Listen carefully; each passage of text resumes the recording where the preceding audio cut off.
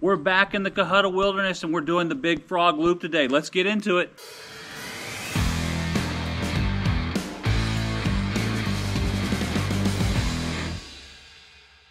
Hey everyone, welcome back to the channel. I am Robert with Sherburne Outdoors and we are in the Cohutta again. Today we're doing the Big Frog Loop. It's Veterans Day, so we're doing a couple things. I'm going to the Georgia Ole Miss game tomorrow, so we're just making a day trip out of this. Trying out a couple new things as well. I ripped out on my old power systems.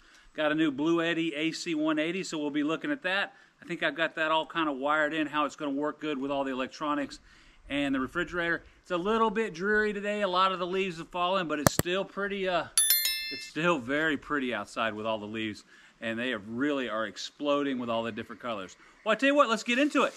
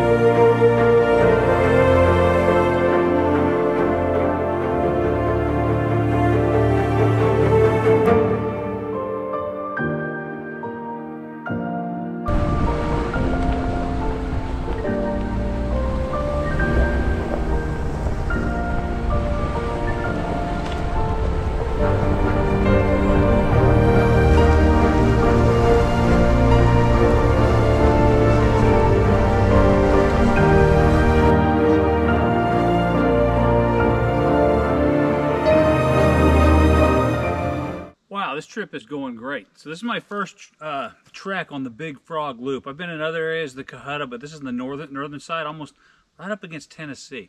But it's this famous loop, and I will say, if you look at all the footage as we go through and see how the trek's going, there is like almost no campsites.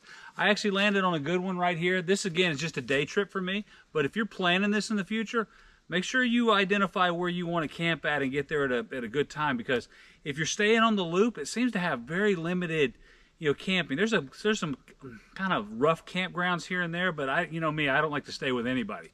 So I found a pretty good one here. It's right off the trek. Let's take a look. Let me walk you around and show you the site here. Yeah, I'll put a GPS location in here, but it's got this beautiful creek. Goes all the way down here. You can see all the leaves are just burning in it right now.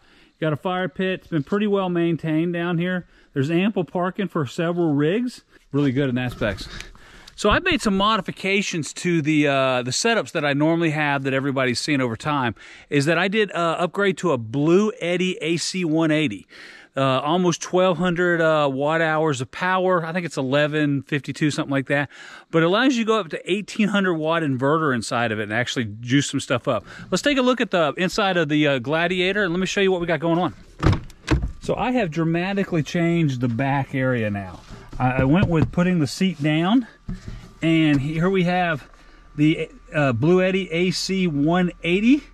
Got it plugged in right here, and I actually, if you look here, I've got these bungee cords going. This one here, and then I got one here so this thing doesn't fly off to keep it. It really is stable.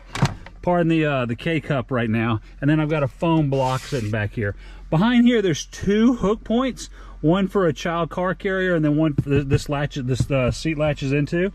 And with that said, I actually bought this cheap $4 basket at Walmart to put all my connections in. So I've got my DJI audio here. I got my drone batteries, which we are going through. I've got batteries plugging in here for the GoPro, which I'm actually on right now. And then I got all these going inside of here. This has been really good. And then we got the fridge, which is right there, which is the Alpacool 35 liter.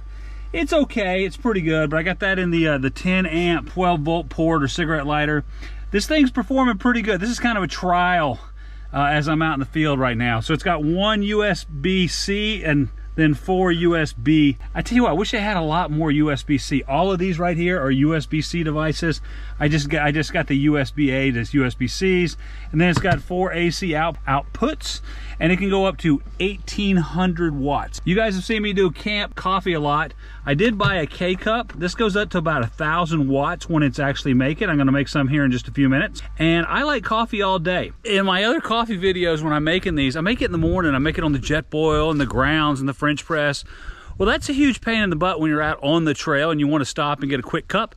So I watched KC250. I know he's got the espresso maker and the Demonator, and I decided to up my game and go with a little bit bigger power station that allowed me to do a K-cup. And we're about to make some coffee here after we eat some lunch in our beautiful area here on the back of the tailgate. One of the reasons for getting this new AC 180 from Blue Eddy, the new power station, was really so that I could use a K-cup coffee maker on the road and not blow out. My last battery only had a 300 watt inverter, and coffee makers just can't, it's just way too small. So if we look at this guy, I've got this set up, got this ready to go. We're gonna put our K-cup in, turn it on. Now that it is on, it's starting to boil. You can kind of hear it. You can hear the fan kick on here. And if we look at the display here, we are pulling 971, 967 output watts to the coffee maker. And this thing's handling it just fine. It's starting to drip us some coffee. All right, this guy's finishing up. You can see we went down to 68% from roughly 70. And we got a nice cup of joe that's brewing up. Nothing like coffee in the middle of the day. Didn't have to pull out any of the jet boil systems or any of that stuff. I will also tell you, out on this trail, I've only seen one guy the entire time. I was setting up the drone and he drove by, and he had a pretty sweet rig actually. He had a trailer and he was sliding all over the place, but it was pretty nice. But I don't think it's always like that, but it's late. We're in the middle of November. It's kind of rainy today. So hopefully I won't see anybody else. It'll just be nice and calm. I'll tell you what, let's get everything packed up. Let's get back on the trail. I've been in your waters, been knocking at your door. I know one thing for sure, I've never been so close before. You were truly my love.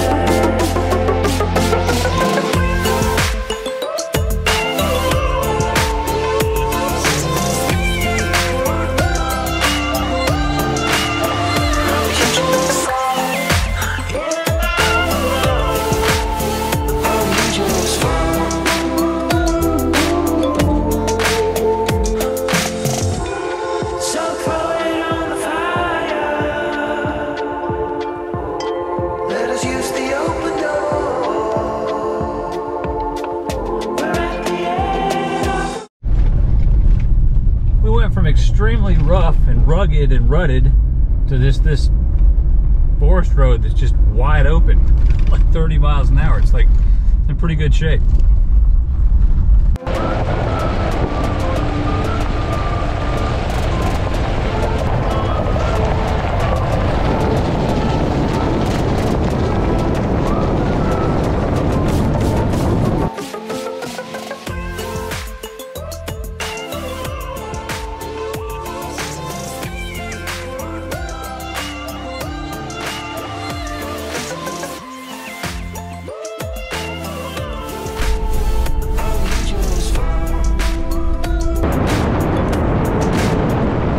Say I am extremely happy with this Blue Eddy 180 and the setup that I have with these two bungees along with these foam blocks in the back with that little basket that I bought from Walmart. This has worked great. I have bounced all over North Georgia today and that thing has not moved. I got all my electronics, the drone batteries, GoPro batteries, the DJI audio system, everything is in there charging constantly. I got the coffee maker in there. And everything just fits great. So I'm pretty happy with how that's going. Big video to come up on the AC 180 from Blue Eddy shortly. Well, that's a wrap. We did the entire Big Frog loop. I did a lot more than I thought I was going to. I had a lot of rain, got a lot of awesome drone shots. I will say a couple things on the Big Frog loop if you're looking. There's very little water. You kind of go over some bridges here and there, but there's no water crossings or any of that stuff. So if you're looking for that, this may not be the trail for you. And secondly, there is very little camping around there. There's some campground areas. They're very remote, but they're there as well. But if you want to camp by yourself, like I always like to, you know, it's a little tight. So, hey, I appreciate everybody taking their time on this Veterans Day to watch this video. Hey, if you got a lot of value out of this, go ahead and click that like button. Don't forget to hit subscribe and click that bell to be notified when we got new content out. Again, thanks for everybody's time. Have a great day.